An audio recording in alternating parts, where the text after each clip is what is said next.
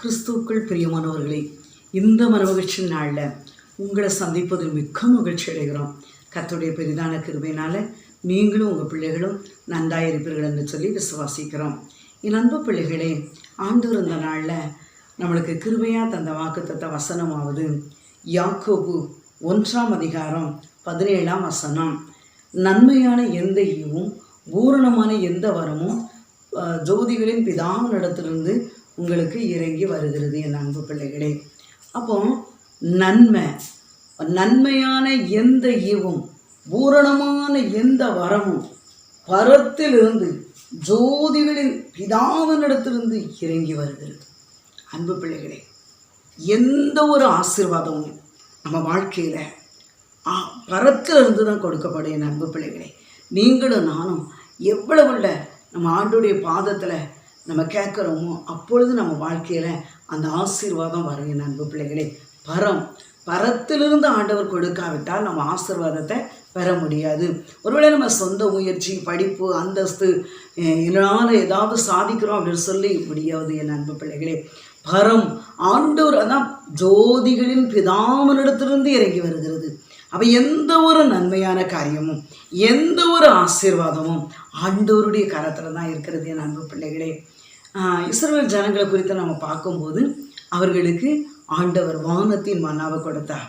அவர்கள் அதிகாலையில் எழும்பி அந்த மன்னாவை பொறுக்கிக் கொள்வார்களாம். அந்த மன்னா எப்படி இருக்குமா? தேனிட்ட பணியாரம் போல இருக்குமா.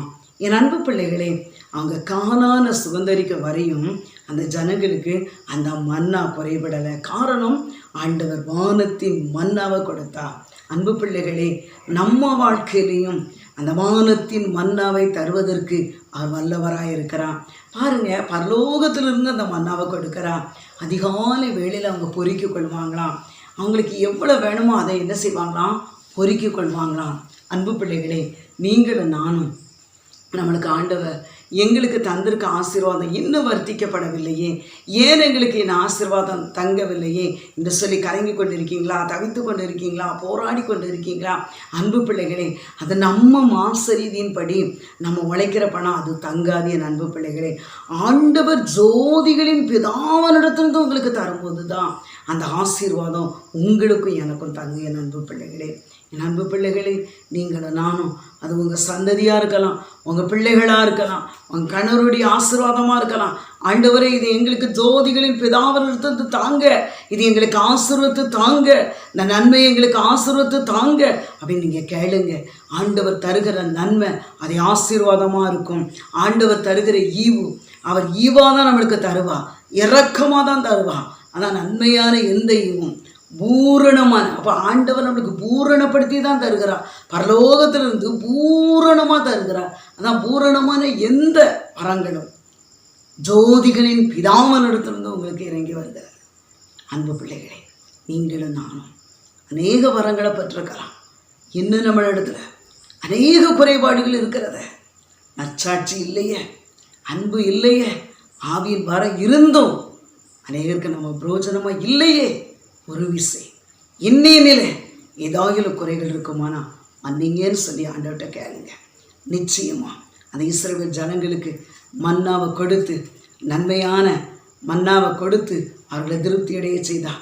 அதே போல் உங்கள் வாழ்க்கையிலையும் அவர் நன்மையை தருவதற்கு வல்லவராக இருக்கிறார். அநேக வரங்களை தந்தாலும் அந்த வரத்துக்கு நான் பாத்திரவானா அப்படின்னு சொல்லி நீங்கள் ஆண்டவருடைய பாதத்தில் கேட்டு அதை பெற்றுக்கொள்ளுங்க.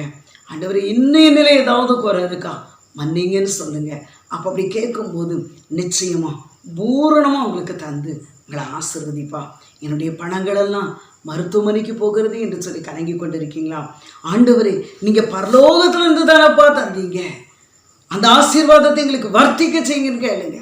நிச்சயமாக வர்த்திக்க செய்வா. அன்பு பிள்ளைகளே, இதை பார்த்து கொண்டு இருக்கிற யாராக இருந்தாலும் இயேசு கிறிஸ்து நன்மை செய்தவர்களாக சுற்றித்து இருந்தால் அதே போல் நீங்களும் நானும் ஆண்டவருடைய பிள்ளைகளாகிய நாம அநேகருக்கு நன்மையுள்ளவர்களாக இருப்போம். இந்த வருடத்தின் இறுதி நாட்களுக்குள்ளே கடந்து வந்துட்டோம். நான் என் அன்பு பிள்ளைகள் அப்படின்னு சொல்லாதபடி மற்றவங்களுக்காக ஜெபிப்போம். மற்றவங்களுக்காக நம்மளால் இயன்ற நற்கிரியை செய்வோம். இயேசு கிறிஸ்து எப்படி அந்த இஸ்ரவேல் ஜனங்களுக்கு நன்மையை வானத்தின் மன்னாவால் அந்த நன்மையினால் அவங்கள திருப்தியாக்குறாரோ, எப்படி அவர் நன்மை செய்கிறவர்களாம் சுற்றி திருந்தாரோ, அதே போல் உங்கள் வாழ்க்கையிலையும் என்னுடைய வாழ்க்கையிலையும் நீங்களும் நானும் மற்றவங்களுக்கு நம்மளால் எந்த நன்மைகளை செய்வோம், அன்பு பாராட்டுவோம், ஒரு நற்சியை பொருந்துவோம், அவர்களுக்கு நற்கந்தம் உள்ளவர்களாக இருப்போம். அப்படி இருக்கும்போது நிச்சயமாக கர்த்தர் உங்களை ஆசீர்வதிப்பா. ஜெபிப்போமா? தகப்பனே, உங்களுக்கு நன்றியப்பா. நன்மையான எந்த ஈவும் பூரணமான எந்த வரமும் ஜோதிகளின் பிதாவின் இடத்திலிருந்து இறங்கி வருகிறது என்று சொல்லி பார்க்கிறோம் ஐயா. ஆண்டவரே, ஒருவேளை நாங்கள் எவ்வளவோ பிரயாசப்பட்டாலும் உங்கள் பிரயாசம் இல்லாதபடி, உங்கள் கிருபை இல்லாதபடி, உங்கள் இரக்கம் இல்லாதபடி அது எங்களுக்கு ஆசீர்வாதமாக இருக்காது ஐயா. நீங்கள் எங்களுக்கு பூரணப்படுத்தி தரும்போது, நீங்கள் பரத்திலிருந்து தரும்போது, நீங்கள் ஜோதிகளின் பிதாவினிடத்திலிருந்து எங்களுக்கு தரும்போது அது என் சந்ததிகளுக்கும் எங்களுக்கு ஆசீர்வாதமாக இருக்கும் ஐயா. அப்படியே அன்பு பிள்ளைகளுக்கு ஆசீர்வாதத்தை கொடுங்க, நன்மையான காரியங்களை வாய்க்க பண்ணுங்க. இன்னும் எங்களுக்கு நன்மை கிடைக்கலையேன்னு கலங்குற பிள்ளைகளுக்கு நன்மையை கொடுங்க ஆண்டவரே, ஆசீர்வாதத்தை கொடுங்க ஆண்டவரே, குழந்தை செல்வத்தை கொடுங்க, வேலைக்கான வழிகளை திறந்து கொடுங்க, திருமண காரியத்தை வாய்க்க பண்ணுங்க, பெரிய காரியங்களை செய்யுங்க. நன்மையை செய்து நன்மையை பெற்று அவர்கள் மகிழ்ச்சியடைய உதவி செய்யுங்க.